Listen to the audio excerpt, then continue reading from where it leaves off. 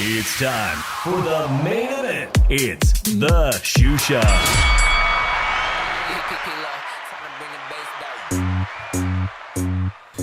¿Qué onda, vatos locos? Damas y caballeros, it's your boy Dave in the 702 and out of focus for a special Monday night boxing recap known as the Shoe Shine. Joining me all the way from the city of brotherly love, Cry Eagles, Drew Evo, ¿qué pasa? If you were right here, Dave, I'll throw this fucking can at you. Saludos, everybody. Shout out to everybody joining us in the chat.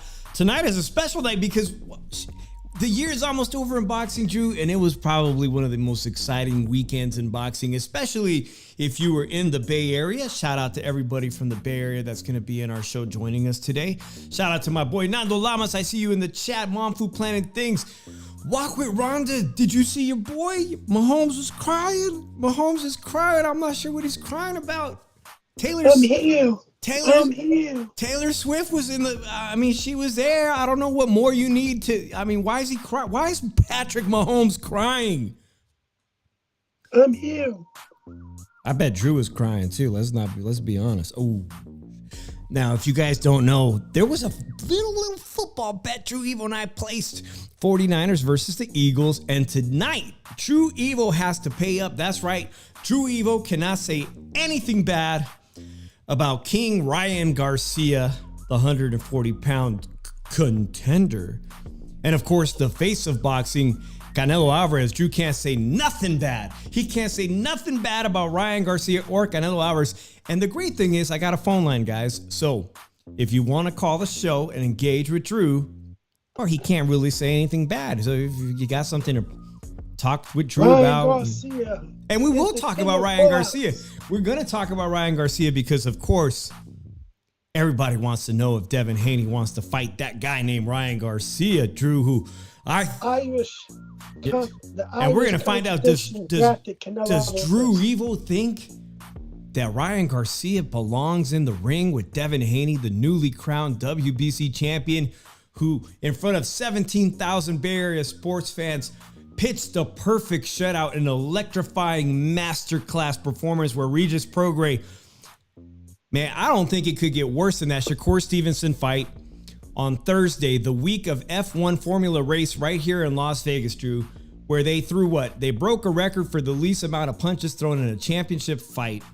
De Los Santos landed a record low, and just 2 weeks later, we have a new world record by New Orleans Regis Prograis, the former champion.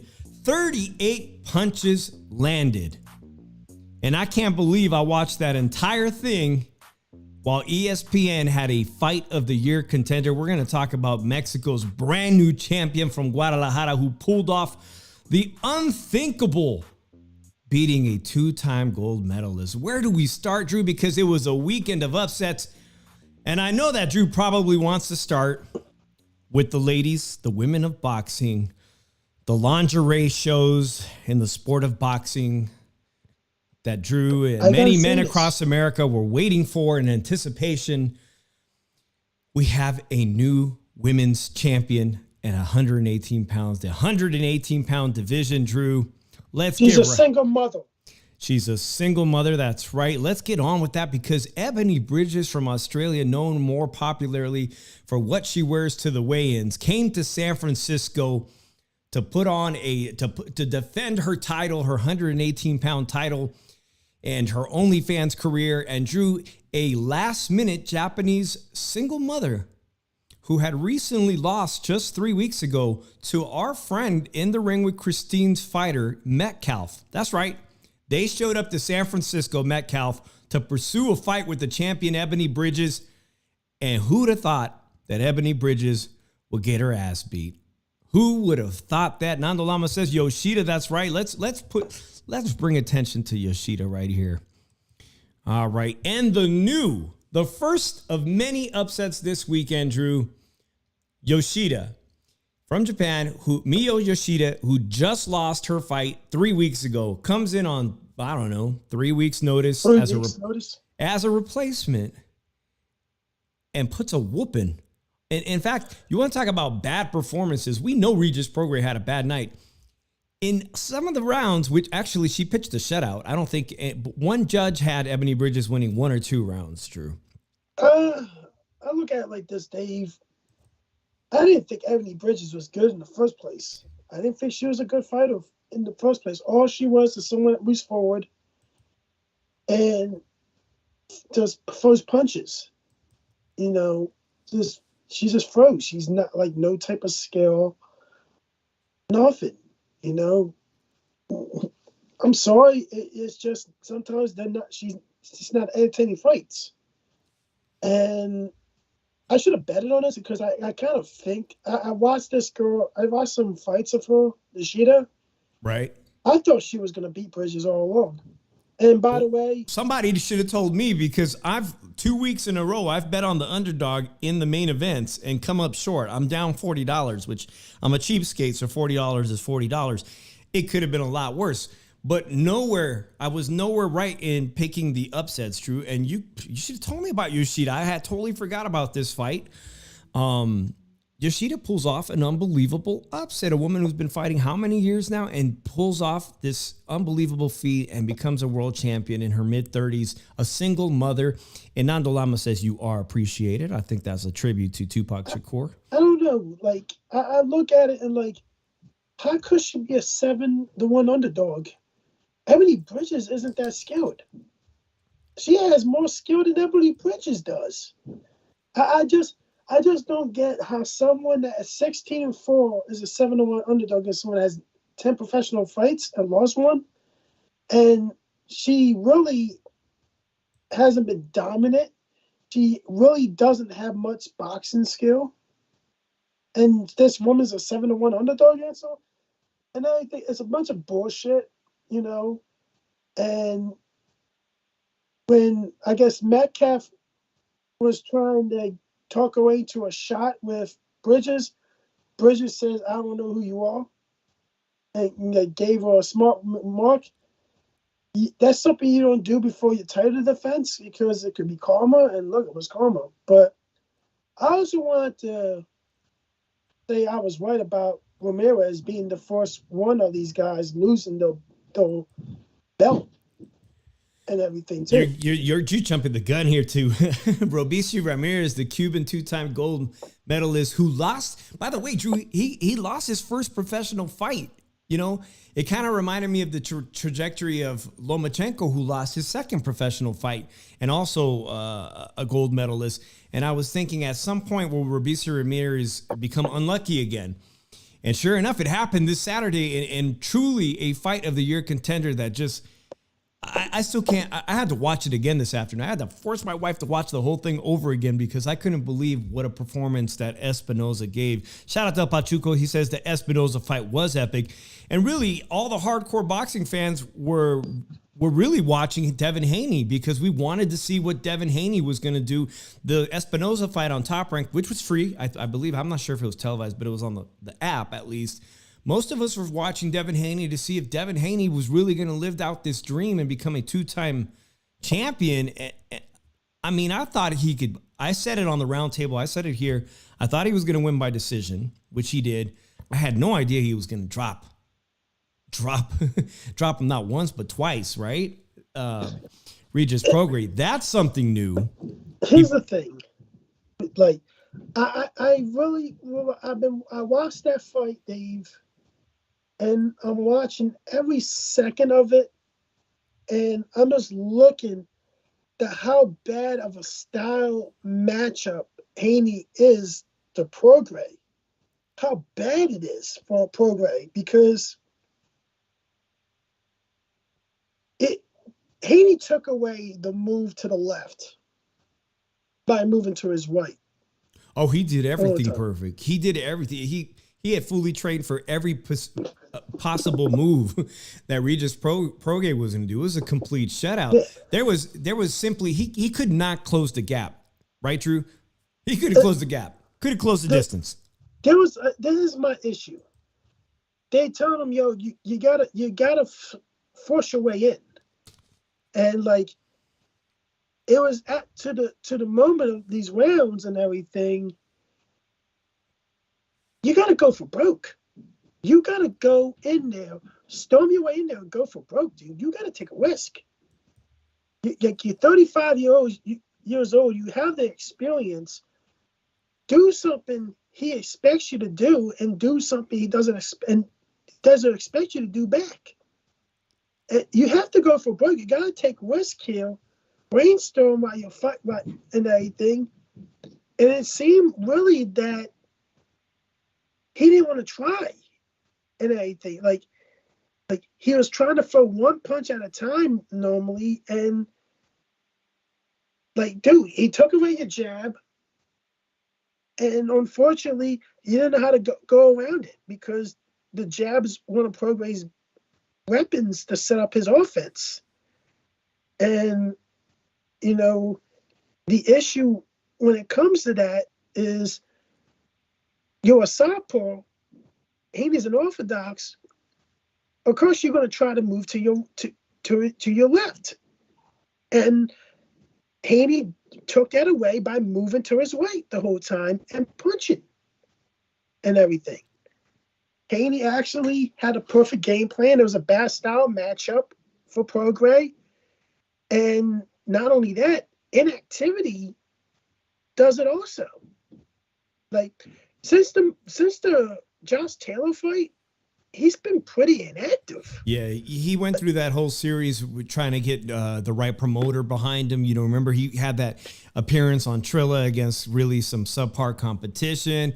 He's been facing subpar competition ever since that Josh Taylor. But he put in all the work for that, the World Boxing Super Series tournament. That's just a thing, Drew. He's approaching his mid-30s. This is Devin Haney's era at this point. And it kind of reminded me of the schooling that, I was talking with my wife about it earlier, but I remember when we all thought Arturo Gatti was going to do something against Floyd Mayweather, because we were so we had those fights with Mickey Ward in our minds. We thought this guy is a power puncher. He's aggressive. He fights almost Mexican style. He's going to hurt Mayweather. And then come fight night, Floyd Mayweather reminded us, he basically showed us what he said was, Arturo Gatti's a C-class fighter. I'm going to show you guys that. And that's basically what happened. Maybe Regis Prograis wasn't a C-class fighter 3 years ago, but on Saturday night, he absolutely fit the part. By the way, guys, Drew Evo can't say a single bad thing about Ryan Garcia, and we're gonna test that tonight because he's got to pay up on a bet, or he can't say anything bad about Canelo Alvarez, Chicano. So if you want to call, now I see some Bills Mafia people in here, so feel free to discuss the Bills win over the Kansas City Chiefs. No controversy there. I saw the picture. Offsides, Drew. Offsides. I'm sorry that touchdown didn't count. I don't give a fuck. We beat them. But that's the way it goes. We beat both of them. We beat both those teams. So I don't give a fuck. Now we're just having fun. Remember, guys, Wednesday night is our football talk show. We're talking about Devin Haney doing a masterclass performance in front of a 17,000 sold out San Francisco, home of the Golden State Warriors, the Dubs, another fantastic legacy team. Devin Haney putting on the performance of a lifetime now, the WBC 140-pound champion. And so we have to wonder, today on the Boxing Voice, I heard Bill Haney, Drew, fighting with, I guess, Matias's people. They claimed there was a $4 million offer. There's no $4 million offer. There hasn't been a phone call. And I honestly don't expect Devin Haney to be fighting somebody as tough as the Puerto Rican fighter Matias, who I just saw fight in Las Vegas 2 weeks ago at the David Benavidez undercard. That is the ultimate high risk, low reward opportunity for Devin Haney. One that I would not be rushing to take that fight right now. So that leaves us with, well, I don't know who would make Devin Haney the most amount of money other than Tank Davis. Well, but perhaps maybe the best looking fighter at 140 pounds. Perhaps this guy, Mr. Ryan Garcia. The hand speed galore, the power galore, the matinee idol looks. Drew Evo, is this the guy that Devin Haney should be fighting? Because I heard Eddie Hearn, man. Eddie Hearn says this is the fight to make. It's in-house, it's the zone. We know Oscar wants it, but he also said that Ryan probably won't take this fight if Devin Haney looked really good. If he looks really good. I don't know. Ryan's the king of pullouts, He gets so, he got this hand speed. I gotta say something, man. I'm waiting. I have to say this. I'm waiting. Oscar De La Hoya is Ryan Garcia's bitch. Okay. So he'll make that fight. So he'll make, okay. Well, I guess he technically didn't say anything bad about Ryan Garcia. You took a shot at Oscar. He'll put a better fight up than Regis Prograis did. That's for sure. You'll put up a better fight than Regis Prograis did. I like that. By the way, if you guys want to call and talk to Drew about Ryan Garcia, does anybody else think this is the fight to make? Because Boxing Scene today reported that Ryan Garcia calls out Devin Haney and that he promised to make this fight a reality in 2024. This is at the bottom of my list.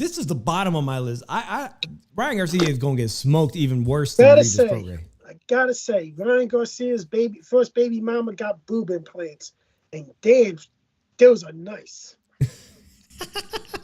That's your compliment to Ryan Garcia about his girl? Oh my goodness. He's damn fucking right. Don't even fucking trust it. All right. Well, you got somebody who wants to talk to you about Ryan Garcia right here. Come on, Nando. All right, you're on the shoe. Hey, what's up, Dave? What's up? What's up, Dave? What's up, Drew? What's up, Nando? Nando was in the house. Did you see most of the card? Because there was not only was there the upset with Mio Yoshida, but Montana Love from Ohio got exposed again against Australia's Liam Paro, a 140-pound so-called contender.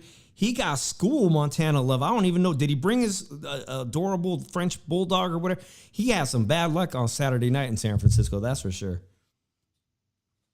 I was never a big fan of Montana Love, man. I think that fool quit in his last fight, didn't he? So, always been a hype job. I think he found a way out of the fight, in my opinion. The last fight. Yeah, he was disqualified in that, but he got stopped by, I believe he's Italian heritage, Australian Liam Paro, who most of us have probably not watched. I've seen a little bit of him prior on DAZN, and he was trying to make a name for himself as, hey, sign me up on that contender list of 140-pound people.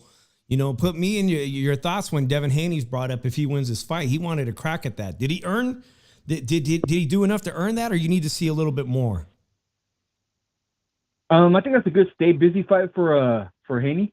That's not bad at all, man. Maybe not the big fight he's looking for, but it's a good stay busy fight. So yeah, I wouldn't mind it next. Okay, is Ryan Garcia a stay busy fight for Devin Haney? Ryan Garcia is like an easy paycheck, man. He's like going to work, going home like after an hour, getting paid for the whole day, man. Ryan Garcia, dude, I just been that guy for a long time. Nando. Ryan brings that money. What? He brings the money, Nando. I do easy money. All work is easy work, man. Especially Ryan Garcia, man. Just like the baby mama. I just been that guy forever, dude. I'm not doing it no more. Nando, why are you turning your back on the payday? Easy money, he says. Easy money. Hey, Rondo, what was Rondo? Who's Rondo? I'm reading the chat. I see Rondo, and I'm thinking Nando, and I came up with a character named Rondo. What was the atmosphere like there Saturday night in San Francisco? You wish Ryan was there. Dude, you know what it reminded me of, dude? Like, it was really boisterous, and I've been to like Warriors games before, right? So it's kind of like kind of like a mellow crowd, kind of. They have a good time, they're loud and everything, but it's mellow. This felt like I was going to a Oakland Raiders game at the Coliseum, at the Chase Center, man. It was boisterous. People were loud and rowdy. People were pushing each other around. Dude, the people at Chase Center, the ushers in them, they didn't even know what hit them, dude. They were scared for their lives, dude. Really? They were like laying people. Yeah, dude, it was weird. Exactly what it reminded me of. It was like going to a Raiders game at the Oakland Coliseum. Exactly what it reminded me of, man. It was hyphy like that, huh? So they showed up. They showed up for Devin Haney, is what you're saying. But you know who else showed up? And I was wondering. I'm like, is Nando hanging out with the? Because I couldn't believe I saw him on the screen, and then I saw pictures later, and I'm like, I know Nando had to be kicking it with these two. Look at this lovely father-son duo here, Drew. Isn't that just a lovely picture there? Mauricio Suleiman, the WBC president, with. And why is this JC Chavez clean? Like he had front row seats. Did anybody notice? I'm like, holy shit, what is JC Chavez Jr. doing in here? Did you see him, Nando? Yeah, I saw him. Dude, he was like straight ahead from me, ringside. I saw him in a red shirt or something like that. I saw him down there. Wait, this looks like. Hey, you know what's crazy? It looks like stepbrothers, by the way. This is a funny picture. You want to hear something funny, Dave? Yeah. He was at Corral Castillo #1 also, dude. Him and his dad. I remember seeing him there too. Well, was there any other celebrities that you noticed in San Francisco? There were some 49er players there. I couldn't get a good look at them, but you could just tell by the size, dude. There were 49er players there at the game, at the fight. Yeah, I was wondering if like local music celebrities. I know that E40 is a huge San Francisco Giants fan. Always sits right behind the dugout. If he was there, or some of our local rap legends in the Bay Area had to be there. I assume we're going to be there. Yeah. Well, let's get on with this. Give me your thoughts, man. Devin Haney puts on a masterclass performance. Everybody in the boxing industry, like Paulie Malignaggi and even Timothy Bradley, have kind of had to walk back some of their words, saying that they didn't think he was a great fighter, but now maybe they're changing their tune. Did you change your tune on him? No, I've always kind of defended him. I'm not really a big fan of his style, but I've always kind of defended him against people like D-Style, that try to bring him down like he's Canelo or something. Always, there's always people like D-Style trying to, bring him down a little bit, and I get it, man. It's all good, man. They got to give him a little Canelo treatment, it's all good. Well, he had a reputation at 135 on some fights of, the Linares fight is engraved in our memories that, maybe he had a glass chin, which he didn't seem to have. No, they simply Regis Prograis could not connect at 140. And then there was those issues where sometimes, he fell into that Shakur Stevenson trap of being boring and being methodical and just being strategic and not willing to take chances, which I think kind of changed in that Lomachenko fight, even though I don't think he won that fight. I think highly of him right now at 140. I'm thinking highly of him at 140. A lot of stuff. Hey, first of all, Devin Haney can crack at 140. That's a complete shock. So obviously he was draining himself. He was emaciated. That's all true. His stamina's improved.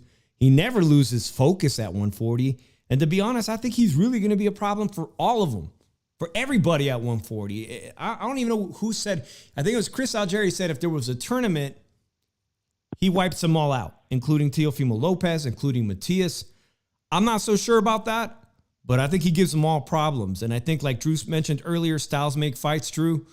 So you got to ask yourself, against fighters like Matias, who's also just a really good, close, in-range phone booth power puncher, can Devin Haney do the same thing he did Saturday night to somebody like Matias? He might be able to, but Matias, what about Teofimo?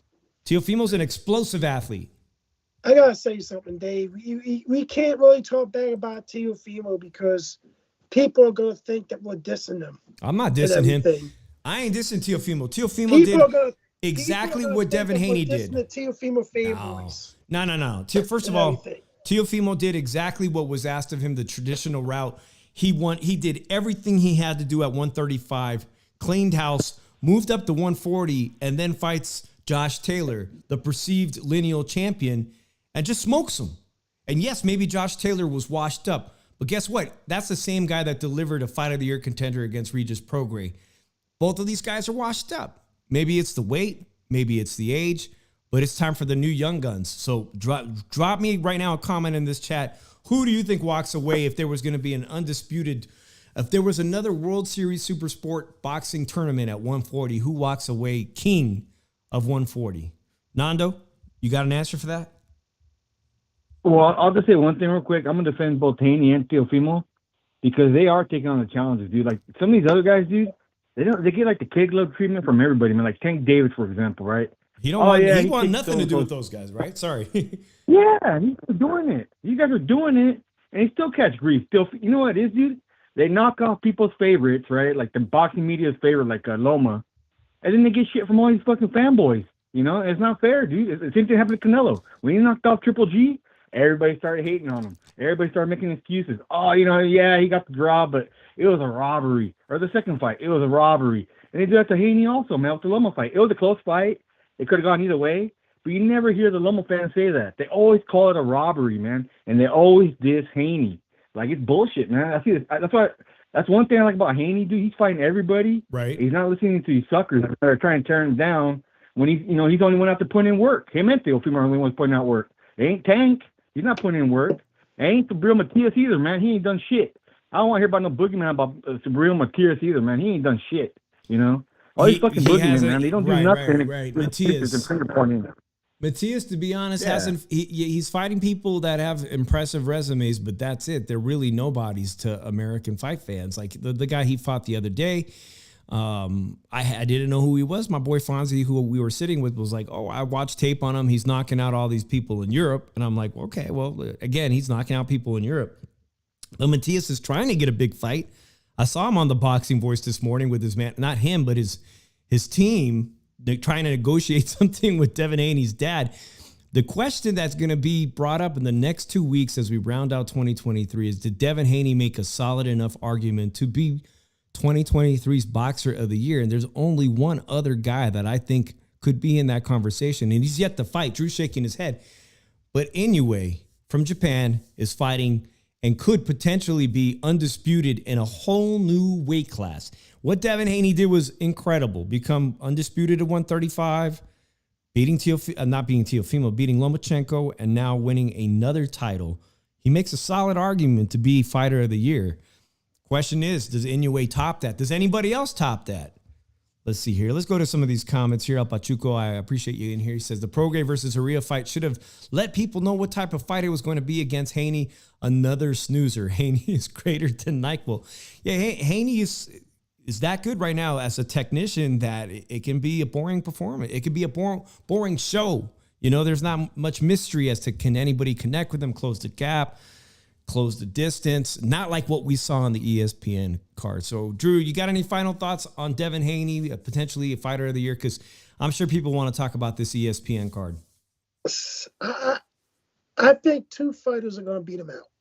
And one's going to be Terrence Crawford, because he made it look so easy against Errol Spence. And anyway, he's about to become undisputed again in another weight class before this year's over. Yeah, just the day after Christmas.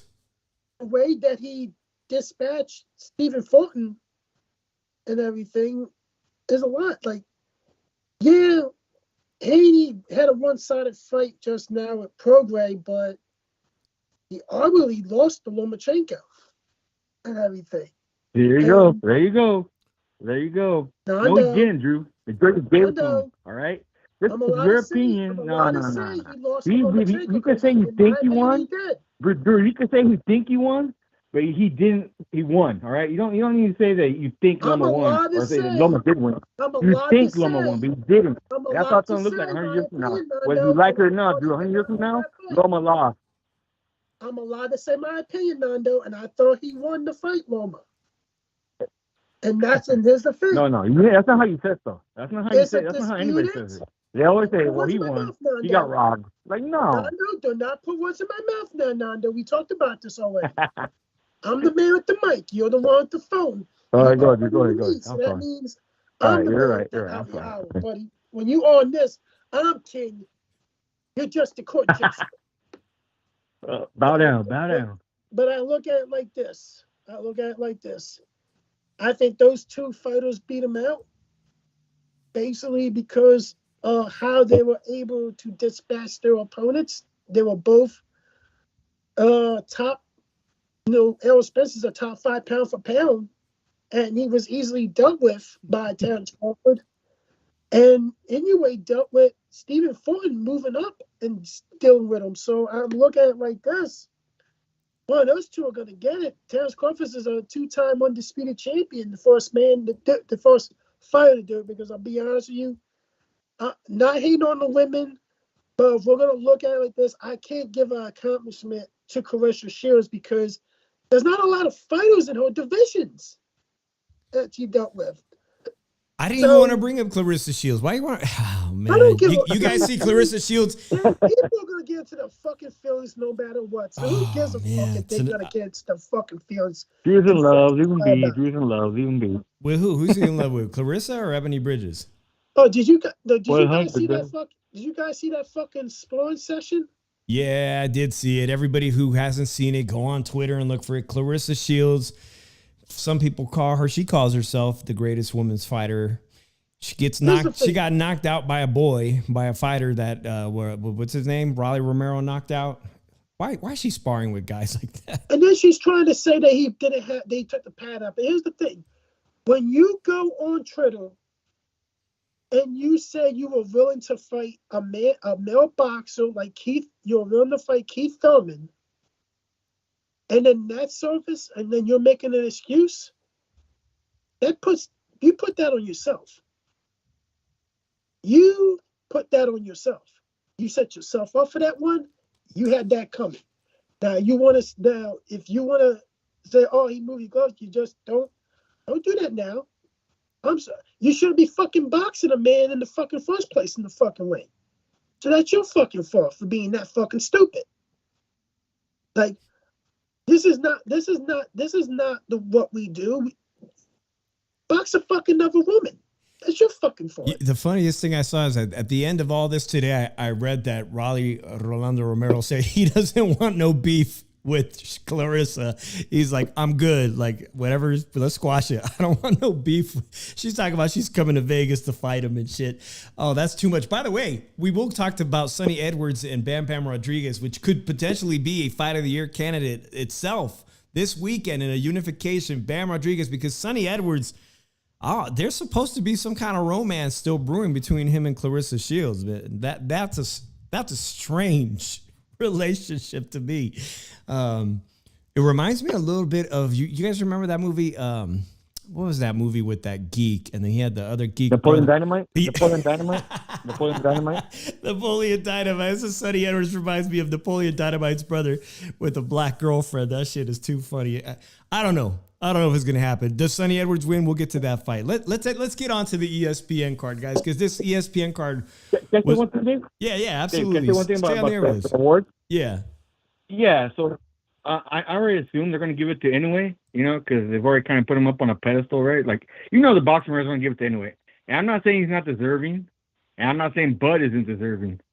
But in reality, man, 5 years from now, you're only going to remember the Fulton win for Inoue, and you're only going to remember Bud beating Spence. That's one big victory for both. Whereas with Haney, he knocked off Loma this year, and he knocked off Prograis this year. So he has two big wins this year for me, The other ones, I mean, does anybody even remember the first victory that Inoue had this year? I don't think anybody does. And sure as I ain't going to remember Tapadas when he knocked him out either, So for me, Haney is the fighter of the year. Haney is the fighter of the year for me. But I already know they're going to give it to Inoue, just because, they gotta justify the hype. Nando, he beat Paul Butler. And he beat your guy from Philadelphia too, right, Drew? Yeah, so I knew what he was fought before Inoue, before Fulton, Paul Butler, to become undisputed in that weight class. Who the hell is Butler? I don't even remember that dude. Come on, dude. I'm glad you remember him, but it doesn't matter. He don't matter. Nando, you bet no one knows who he fought. And I was just telling you. Well, you're smart, Drew. You don't count, bro. You don't count. You're too smart for that. I'm saying but here's the thing. You asked. You said. No, I bet you nobody knows who he fought before Fulton. Nobody's going to remember him 100 years from now, dude. Nobody's going to remember Butler. Nobody's going to remember Tapadas either. All right? That's just the bottom line. Nobody's going to remember those two guys. Nobody. All right, guys. Saturday, we had ESPN doing their thing. And Nando, you want a hug? Want a hug? What's your hug? Did he get off? I think me and Nando got on one foot today. I think Nando's still here. Xander Zayas, guys, 154-pound prospect who said he's now a contender. Been knowing him since his first pro fight. He was only 17 years old when they signed him. And to be honest, guys, I've been waiting for a performance like this. Now, the Mexican fighter that he fought wasn't exactly had the biggest name, Drew. In fact, I can't even remember the guy's name, but it was a dominant performance. And everything looks so much better with Xander Zayas. The speed, the power, the combinations, the ring IQ. And really thinking about it, Drew, this 154-pound division this year is one that's kind of, it's up for grabs, right? Now you have one of the Charlos lost one of his belts and was given to the Australian fighter, but also the Australian fighter, he beat the crap out of Las Vegas' own Brian Mendoza. Jesus Ramos Jr. comes up short in the Canelo, as the co-main event for Canelo Alvarez, just basically goes on cruise control and loses his first fight. Now, all of a sudden, Xander Zayas is starting to look like he's got a really good chance of superseding these guys. You also had the Towering Inferno get completely collapsed, right? Remember that fight? Brian Mendoza knocked out and chopped down the tree. And now today I'm finding out that former champion, 154-pound champion, the Brazilian Teixeira, well, Xander Zayas is going to finally fight his first former champion this February 16th. It's going to feature Oshaki. It looks like it's going to feature Oshaki Foster, which was an amazing addition to Top Rank and Bob Arum's stable. This is going to be a unification matchup, and we're going to find Xander Zayas being the co-main event to Foster versus Nova, Abraham Nova. Abraham Nova is the guy that paints his beard gold and whatnot and has his own mascot, and was also incidentally knocked the fuck out by Robisi Ramirez, who we just saw lose this weekend. So anybody who is a Xander Zayas fan, I think he's looking really, really good. He looked really, really good Saturday, and he put on the performance I was looking for to wrap up 2023. Once voted, prospect of the year, I believe, in 2022. Any thoughts, Drew? Did you get to catch a little bit of the highlights of Xander Zayas? Yeah, man, I gotta say that kid's moving along. He might be a future champion. I think he's gonna be. Do I make him more borderline Trinidad or more borderline Cotto? That would be the question. But that's a damn good question, because first of all, Zayas. I'm not Puerto Rican, but I'm a fan of Xander. I appreciate what he's been doing in the ring as a young man. And I can see a little bit of both of him. Cotto eventually became the star at Madison Square Garden. And Xander Zayas is just a couple of performances from being the main attraction, the main event for, like, say, Puerto Rican Day Parade Festival, especially with Top Rank letting loose of Berlanga. Everything is there for Xander Zayas to be the big Puerto Rican star at Top Rank, and then potentially find a way to a championship, which might be a little bit challenging considering that Charlo still holds 3 of the 4 belts. The likelihood of him getting an opportunity to fight Tim Tszyu, I think it's entirely possible, cross-promotion. We've seen those kind of fights, and I think it's now a fight that Tim Tszyu would back away from if Xander can continue to climb the rankings of the organization there. We had an interesting comment here, Drew. El Pachuco says, Canelo is the only boxer consistently fighting and beating bigger guys in their prime. That is the heart of pound for pound, and I was just wondering your thoughts on that. The Irish contradiction drafts Canelo Alvarez. All right, let's get to the main event, ESPN, and what if you guys did not watch it? I know some of my friends in here are casual boxing fans. You need to go on YouTube and see Rafael Espinoza versus Robisi Ramirez on Top Rank Boxing and watch why we call these type of fights fight of the year contenders. Because unlike the Devin Haney fight, which was basically a masterclass, 12 rounds to nothing, kind of a bore fest, unless you love the sweet science and you love to see somebody dominated, what you saw in this fight was a guy that was not supposed to win, a guy that was supposed to come in as a tune-up fight, yet he was undefeated from Guadalajara, which is also the home of Canelo Alvarez, which is one of Drew's favorite fighters, right, Drew? Guadalajara, they have some of the toughest gyms. It's like the Philadelphia of Mexico as far as gyms and training and whatnot, and a hotbed for boxing. comes to the U.S. as basically a tune-up for a two-time Olympian and does the unthinkable after taking on and dominating the first 4 rounds, gets knocked down. An unbelievable knockdown, Drew, in the 5th round. The guy basically does a backflip and somehow, with just seconds left, gets up, looks like he busted his ankle, which it turns out he did bust his foot. He has a fracture in his foot. Gets up in the 5th round to lose the next 3 rounds, in my opinion. Close, maybe 3, maybe 4. Leading into the championship rounds, you've basically got a draw, but you've got the knockdown that he has to overcome. And somehow, El Divino, the nickname, El Divino, had divine intervention and begins to throw 100 punches per round, which is unthinkable. People that know offense, 100 punches per round for the next 4 rounds, only to bring the guy that had just knocked him down, Robeisy Ramirez, to his knees in exhaustion and knocks him down. Tremendous back and forth. This is the kind of stuff that movies, this is like Rocky. This is a Rocky movie, Drew. Basically what we see in Rocky movies in real life, a guy who's not supposed to win. By the way, Drew, what do you think of a 6'1" featherweight? You know, when it came to Ramirez, I said he'll be the first one out of these guys to lose.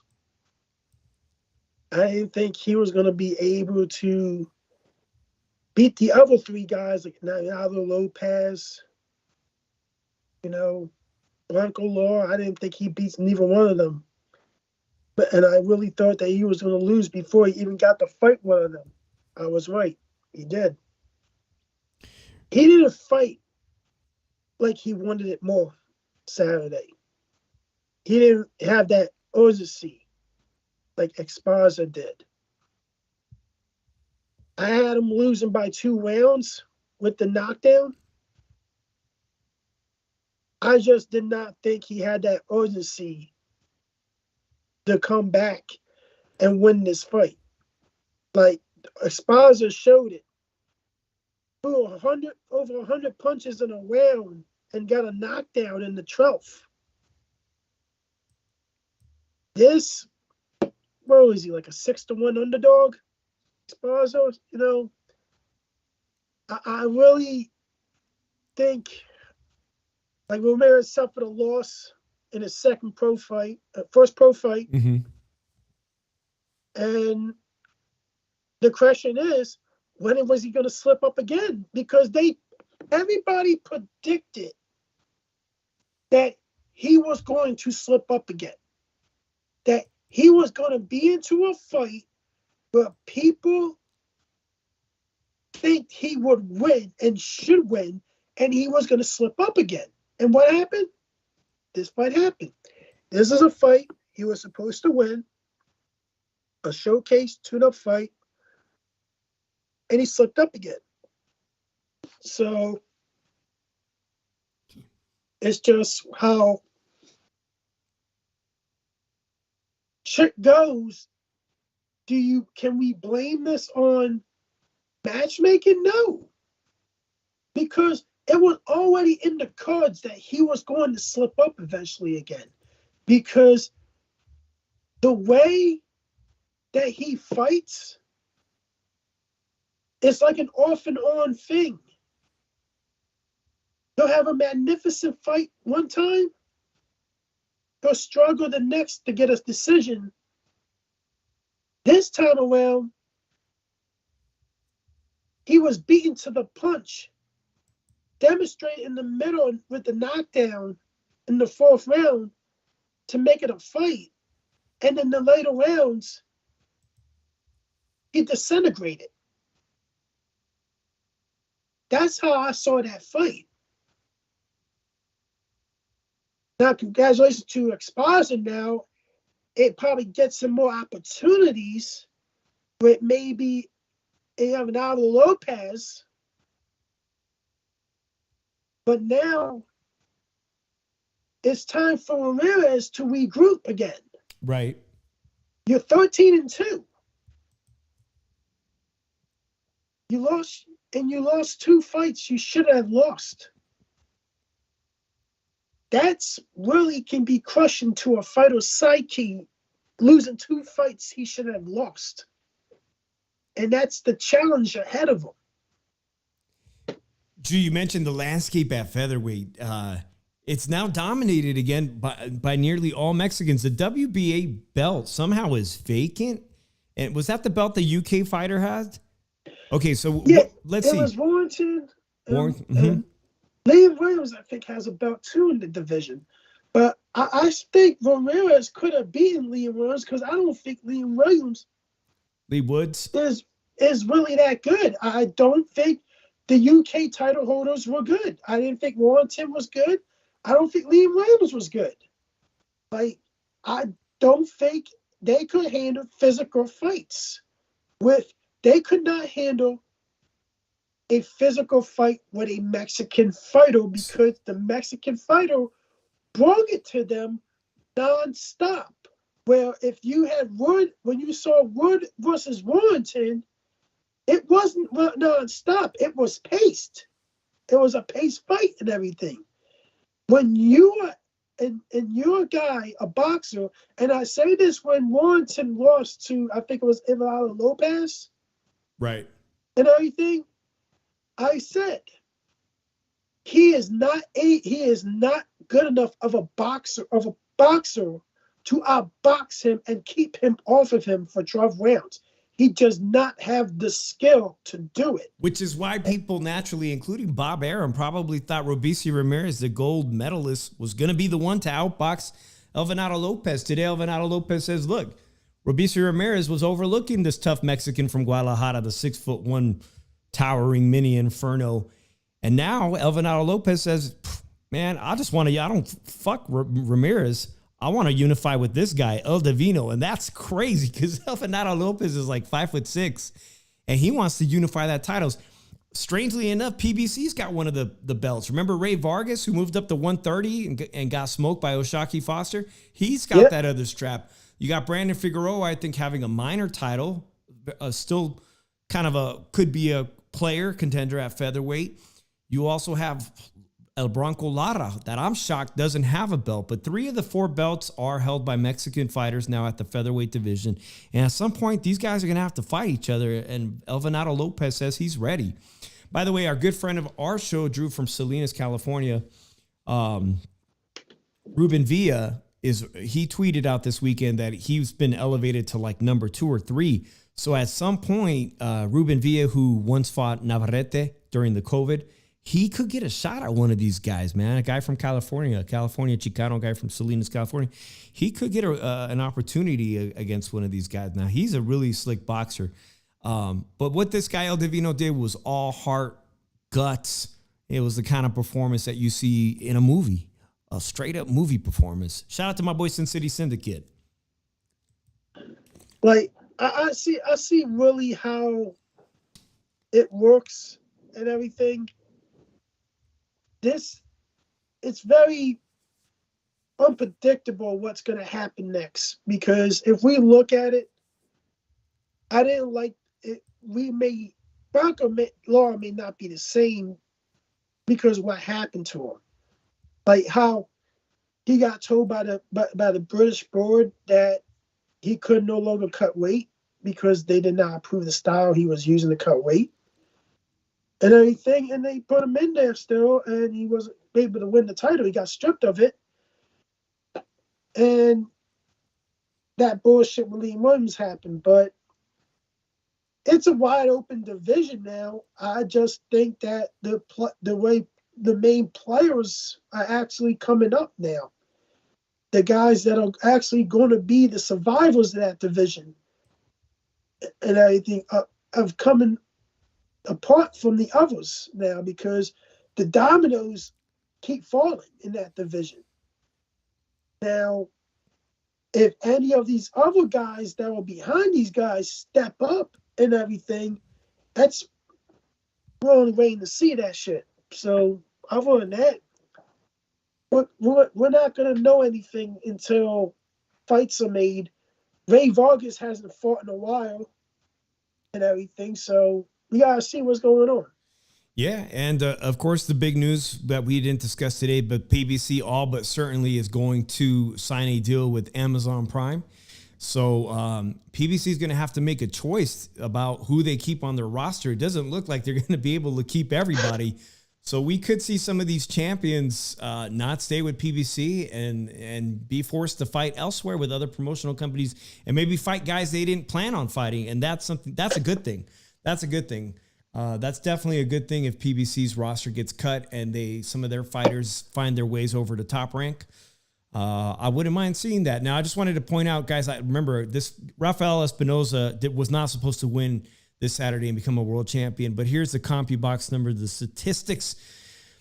Okay, Espinoza threw 102 punches in the 10th round and 121 punches in the 12th round. There's 60 seconds, right? There's 60 seconds, and yet he managed to throw double that, 121. How do you do that? How the hell do you do that? That's crazy. You want to talk about hands? Hey, I can't tell you. You got guys that throw over 1,000 punches in a fight. Yeah, so, consistently. Yeah, and we're going to see if you guys are into boxing, of course you are because you're here at the Shoe Shine. This weekend, we have a potential fight of the year event between two world champions, one a Mexican-American in Bam Rodriguez and a UK fighter, one of the best, and Sonny Edwards, kind of bringing back this Mexican-UK rivalry. We just talked about Alvarado Lopez and Warrington. And here they are, guys, a battle for the IBF Flyweight Championship, WBO and IBF World Flyweight Championship in Arizona, at the casinos in Arizona. This one's going to be a barn burner, Drew. And I need to know, who do you think is going to win this fight and how? Because there could be I'm thinking there's 1,000 punches thrown in this one. Easily.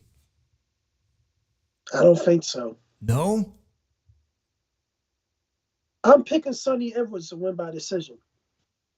I think Sonny, here's the thing. Bam is a guy that likes to throw punches. He likes to use his volume. He looks very sluggish in his last couple fights. One, you could arguably said it was a draw. Or probably could have lost. Bam is a guy that can be easily, by the right fighter, neutralized. His greatest weapon could be used against him in this fight. The volume. Sonny has the potential, the boxing IQ, the footwork, everything to take that volume away from Bam Rodriguez, because he's going to make Bam think, if I keep punching and letting my hands go and I'm not landing, I'm tiring myself out for the late rounds. Where this dude is an accurate puncher, can take over this fight and score points. Yet Sonny Edwards is not going to knock out Bam Rodriguez. That's just a fact. Sonny Edwards is not a knockout puncher. Sonny Edwards is a guy that outboxes you, that scores points by landing combinations and everything, and outboxing you. Bam was somewhat exposed in his last fight. Bam had I'm glad that he took some time off. But I just really because he's been fighting a lot and it's going to hurt him in the long run. And tell you the truth, he's going to have to move a lot with Sonny. And Bam, he likes to put down on his punches. He has to put his foot down on these punches. He can't punch all that much on the move. He's going to be moving, and he's going to have no choice but to punch while he's moving. And that power is that's going to take away from his power. That falls right into Sonny Edwards' hands. Sonny's going to keep moving and punching and could be the counterpuncher also. This is why people are not looking at this fight. Bam's going to walk him down. Bam's going to knock him out. Bam's volume is too much for him. They're not failing to mention. Bam has to sit down on his punches. He ain't going to be able to do that with Sonny Edwards. Mm-hmm. Sonny is going to keep him on the move through 12 rounds. And those punches are not going to have that much effect on Sonny. And Sonny's going to be able to come up with a game plan to land, score points, take away his volume, take away his offense. That's it. This fight, I predicted Sonny Edwards beats Bam Rodriguez by an 8-4, 9-3 fight. 8-4, potentially 9-3. You know something? Shout out to D-Style from the roundtable of D-Style Boxing. The last time I remember bringing up this fight, which was many, many months back or earlier in 2023, I really didn't think this fight was ever going to happen. And we had discussed it on the roundtable. And at that time, I remember that, we had just seen Bam Rodriguez win unbelievable, break down two champions. He moves up in weight to 115 and stops two of the greatest champions of 115 pounds. But now he finds himself back at 112, losing weight. He's even smaller, not looking really like the guy who demolished those two fighters at 115. And in the meantime, Sonny Edwards looks fantastic. But there's also the intangible, Drew, that Sonny Edwards is coming to the U.S. For me, I think it's his first time ever fighting in the U.S. in the backyard of a largely pro Bam Rodriguez crowd in Phoenix, Arizona. And shout out to Chicano, who says he might go. By the way, you got to go, bro. You got to go see. You can't miss this fight. It's in your backyard. It's like, get the nosebleeds. Just go. On the line. He's got a date. He's also got a date on the line. We brought that in. Clarissa Shields. So you're telling Clarissa Shields is going to be enough motivation to win this fight? Clarissa Shields told him he wins if he beats Bam Rodriguez, she'll go on a date with him. Well, damn. And they shaked on it and everything. But I look at it. It's like the Napoleon Dynamite. The last guy that Bam fought ran the whole time. That's why he didn't look good. This is the difference between running and boxing. You are running when you're not throwing at all. That guy threw while he was going around the ring. That's not running. That's boxing. That's using the whole ring to your disposal. And he was a little-known Mexican fighter himself. If I remember the guy correctly now, people brought him in to be a tune-up, and he boxed surprisingly well. Some might say he ran. Some might say he used the ring to his advantage, his general ringmanship, to not get beat up. But we got someone in the chat, Drew. El Pachuco says if Bam can combine his crazy angles with the pressure attack, he's going to be hard to beat.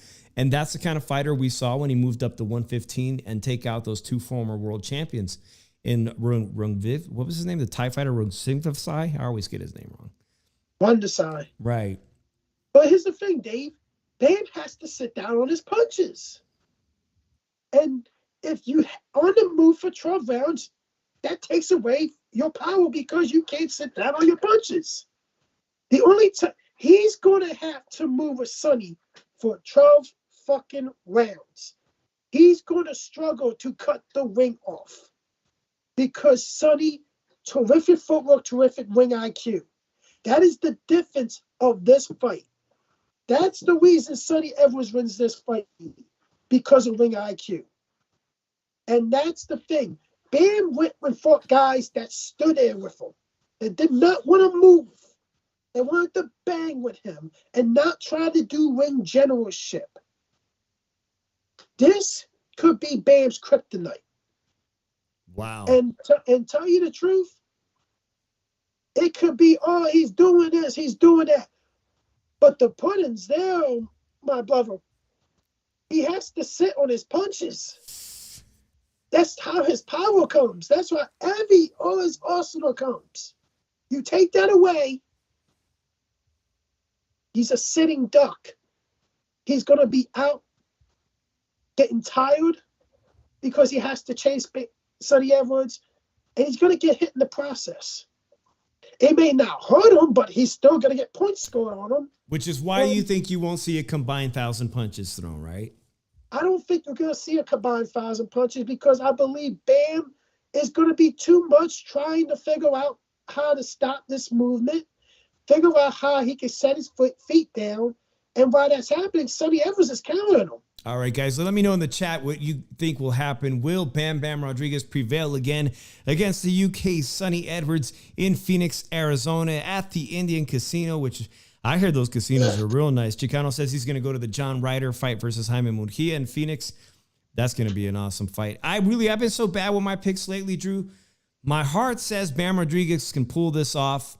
But Sonny Edwards did leave a lasting impression in his last couple of fights that I can see your argument too. So today I'm not even going to announce but if I'm on anybody else's show, maybe we'll do it at the end of the week. Maybe I'll give my official pick, man. But I know I'm going to be watching this fight. I'm going to be tuned in very heavily to see a unification matchup. There's another fight, Drew.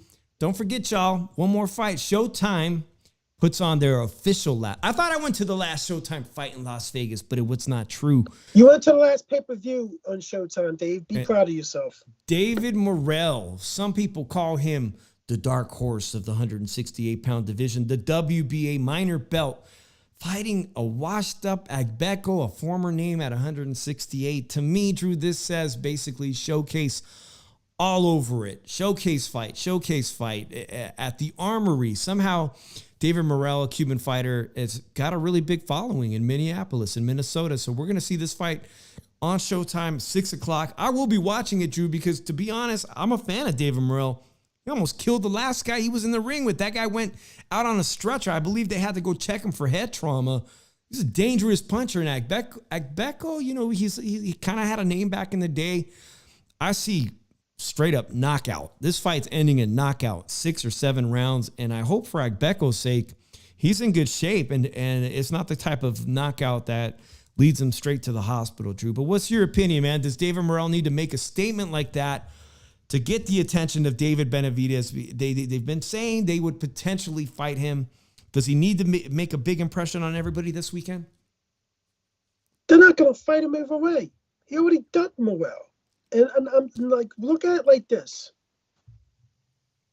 David Benavidez wants no part of David Morrell.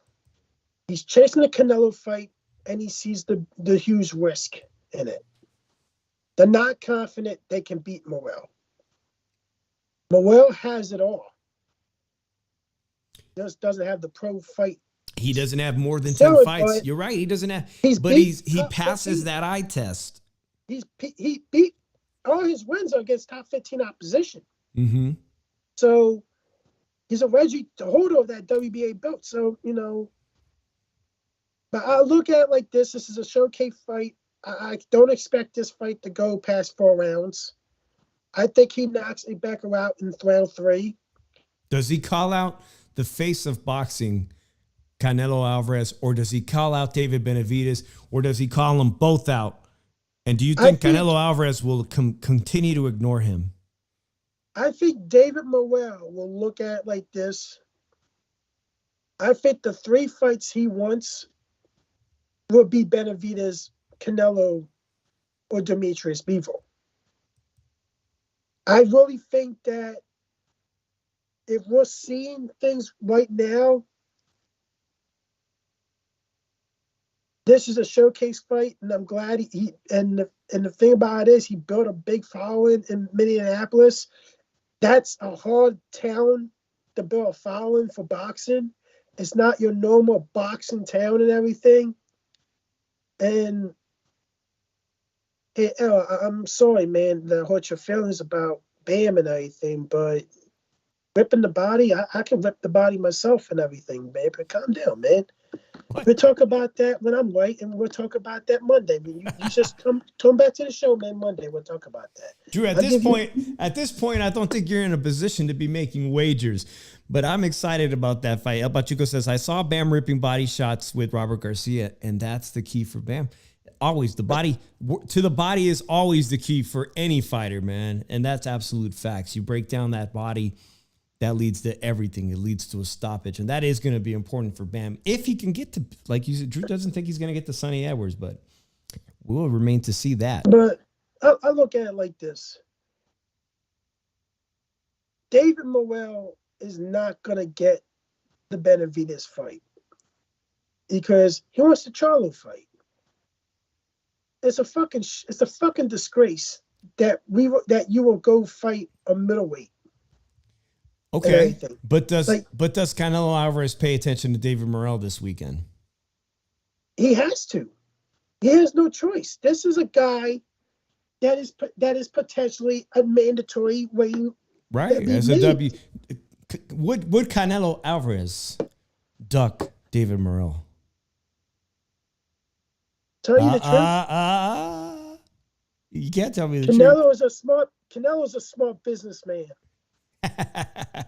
To the business, to his business, he's a smart businessman, make the best decisions for himself. Smart businessman. Now, on the other hand, look at it like this. I believe that we're going to see David Benavidez versus Jamal Charlo, which is a bullshit fight and everything. Nobody wants to see it because he looked like shit against Davis older brother, Jose. And I look at it like this. Benavidez is going to have problems eventually making 168. Oh, no doubt. His team's already talking about potentially fighting Bivol and Beterbiev, and I think that's exactly what I want to hear. It's exactly like the Devin Haney story. He's saying I'm ready to chase the champions at the next level if I can't get a fight with the biggest cash cow in boxing, the face of boxing, Canelo Alvarez. Drew, yeah, we got to wrap this show up. Drew, Did you know? Is Jake Paul fighting this weekend? Yes, he is. How is Jake Paul going under the radar fighting an actual box? I think they intentionally don't want us to pay attention to Jake Paul this weekend. Not that I want to, but I think it's because he's actually fighting a legitimate actual boxer this weekend, an American boxer, and he could get exposed again. Jake Paul is fighting a ranked cruiserweight. Yee, and he has no buzz whatsoever. And in fact, I was hearing that he was trying to negotiate a deal with Netflix to see if they'd carry one of his fights, but he'll be fighting on DAZN under the radar. So I'll definitely talk about that next Monday and see how he does against a real boxer. Drew, this weekend was full of upsets, major upsets, fantastic moments. A fight of the year contender in unknown Guadalajara fighter and Rafael Espinosa doing the unthinkable and beating a two-time gold Olympian. But what's your takeaway? What's your favorite fight of the whole entire weekend? What is your favorite story? The single mom. The single mom. I almost shed a fucking tear when that kid went out there and started crying. I almost shed a tear myself.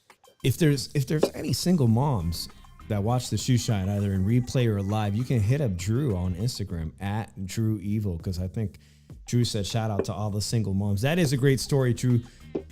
I put on Twitter, and this is on X, whatever, Twitter, and I thought, wow, I'm fucking brilliant. I got a great tweet, and I only got 3 likes. And I still think it was a great tweet, Drew. And here it was. I basically said, there are good stories, like when the favorite pitches a shutout, Devin Haney.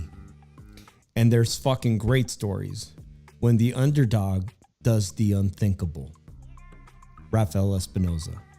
3 likes? Make sure you hit that like button and the notifications so you can help out the Shoe Shine. Drew Evo and I on YouTube with the algorithm. I'm Devin the 702. Drew Evo, you ready for football talk? I was easy on you, man. I barely made you talk about Ryan Garcia. I'm gonna be honest with you. I'm gonna close it with this. Shouts to all the insiders that sat in the nosebleed on the weekend. They couldn't fucking sit down there. They have to sit in the fucking nosebleed because they couldn't afford it.